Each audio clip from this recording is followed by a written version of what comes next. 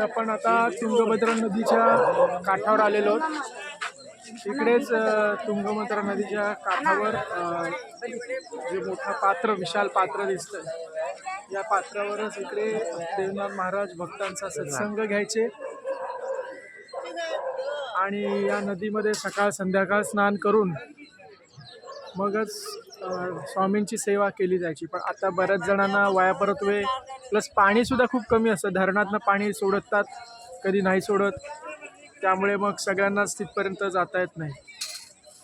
आणि जर आपण बघितलं तर या नदीपात्राच्या पलीकडे गेल्यावर पंचमुखी हनुमानजींचं जे गंधाळ आहे स्थान आपल्याला बघायला मिळणार आहे, जिथे आपण जाणार आहोत पौर्णिमेच्या दिवशी. या नदीपात्रामध्ये खूप लोकांना आपल्या चांगले अनुभूती आलेले आहेत.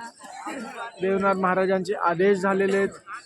वेगवेगळ्या प्रमाणात इकडे भक्तांना इकडे खूप दर्शनं झालेली आहेत आणि देवीकडनं बरंच काय काय तुंगभद्रा नदीच्या किनाऱ्यावर महाराजांकडनं आदेशांच्या मार्फत मार्गदर्शनसुद्धा आजवर झालेलं आहे.